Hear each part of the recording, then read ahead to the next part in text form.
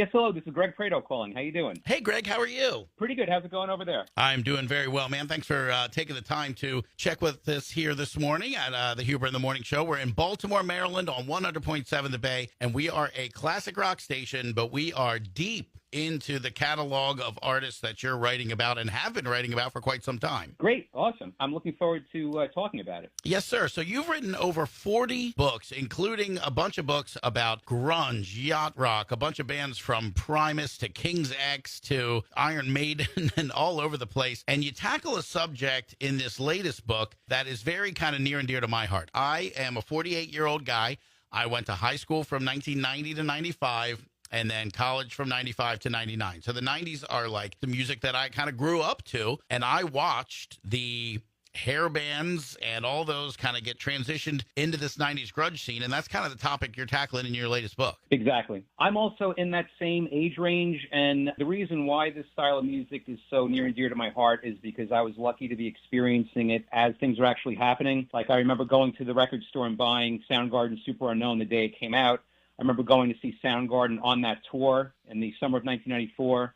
So it was great to be experiencing the events as they were actually unfolding, and I wanted to kind of reflect that with this book. I'm in the exact same boat with you, and I have many a story of peeling the cellophane off my cassette copy of Pearl Jam 10 and Nirvana's Nevermind and all of that.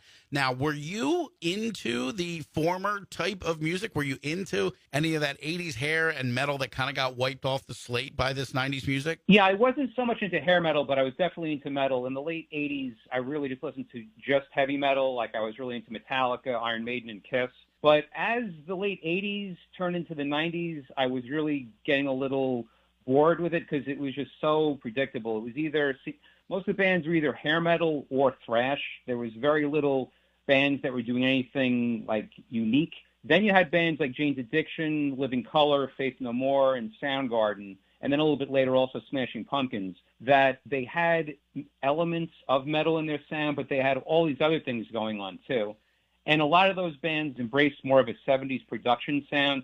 And that's my favorite sonic sound when it comes to albums. Funny you mention that because, Nothing Shocking is one of those records that lump in with the 90s alternative sound, but that's an 80s record. And like you mentioned, Living Colour too. Even the Pixies, their records came out in the late 80s, but that was definitely the shift. That was a lot of the influences that ended up turning into what became the mainstream alternative music. And that's something I think we're still battling with today is, in the 90s, that music was called alternative music, but what was it the alternative to? It was mainstream. There was nothing else going on. That's right. And also at the time, a popular phrase was college rock. That's also what they used to refer to alternative rock. Yeah. College rock. And the word buzz, too. I saw an old commercial not too long ago for like Buzzworthy, and it was all those 90s hits, and it was one of those like late night, you can't get all these songs on a 2 CD collection right now.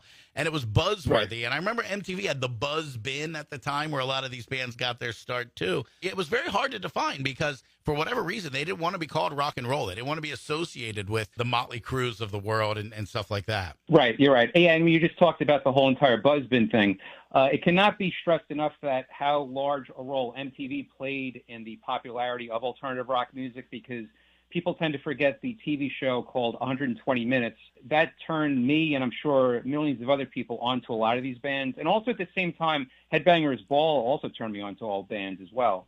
I used to set the old VHS to record 120 minutes every Sunday night. I would watch it all week long until the next one. And you're right, I got exposed to bands like the Pixies and Primus and a million other bands. 120 minutes was incredibly influential. Yeah, and for this book, which is called Alternative for the Masses, I was lucky to interview Kennedy and also Matt Pinfield. So they give their side of the story of what was going on behind the scenes at MTV and what it was like to be the host of 120 Minutes. And they also had a daily show at night called Alternative Nation, which was also a great show. They used to play great videos. Now, do you find it pretty wild to see? Now, I grew up in the 90s, but I was wearing a Led Zeppelin T-shirt. I was going to see bands like the Steve Miller Band and stuff on top of loving all those 90s things. And now the way we treated the 70s bands in the 90s, I see kids wearing Nirvana and Smashing Pumpkins and Pearl Jam and Soundgarden T-shirts the way I wore Zeppelin and Grateful Dead and Steve Miller T-shirts as a kid. We can criticize Spotify, how the artists don't get paid, but one thing that's great about Spotify is that it's really become just like one huge mixtape, and I think it really has made people listen to other styles of music that they maybe wouldn't usually listen to, or maybe not a band that you love every song of theirs, but there's like one or two songs that are, pretty good or that hold some special kind of like memory. I think because of Spotify, it's made it that we listen to a more wider variety of music, and absolutely 90s alternative rock plays a huge part with bands like you just said, Nirvana, Smashing Pumpkins, Soundgarden, et cetera, et cetera. We're talking to Greg Prato. He is the author of Alternative for the Masses, the 90s Alt-Rock Revolution and Oral History. And it feels weird to be old enough to now have lived through that and watched it happen and to be able to reflect on it. What is your Mount Rushmore of that era? Who do you think is still, having the greatest amount of influence? And sadly, we lost Scott Weiland. We lost Chris Cornell. Who do you think still out there with the most influence from that era? One band I always point to is the band Faith No More. Just the fact that with their albums, one called Angel Dust, the other one called King for a Day, Fool for a Lifetime, they were the most musically varied band.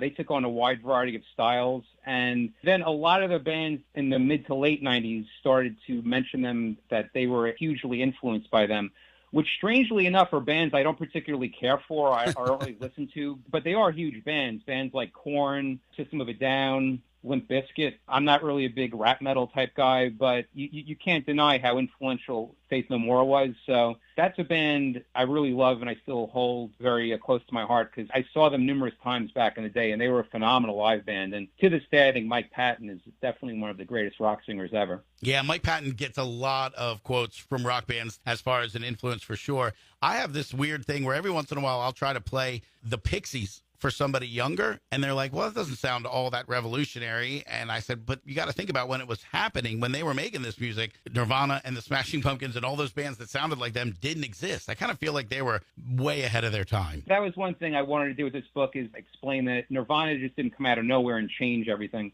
There were bands that definitely helped pave the way, such as, of course, the Pixies, REM, Jane's Addiction. Again, Nirvana's great. I love Nirvana. Nevermind is a all-time classic, but there were bands that definitely helped lead to that point. Greg Prato, you're the author of Alternative for the Masses, the 90s Alt-Rock Revolution and Oral History. Where can we get the book, and where else can we get in touch with you? Website, social media, all those types of things. The best way is to go to Amazon. Just do a search for Greg Prato or for Alternative for the Masses. You can find the book there, which is available as hardcover, Kindle, or as a audio version. And also you could just search my name on Amazon and check out all my previous books. It's almost like 40 books, I believe, if you could believe that. And then to check out my latest interviews, go to x.com/Greg Prato Writer. Nice, man. Well, thank you for taking the time to talk with us this morning. I could talk with you all day about this. This is my favorite era of music. And, man, thanks for bringing it to the masses. No problem. Thank you. Greg Prato, he is the author of Alternative for the Masses. Thank you, sir. Thank you. Bye-bye.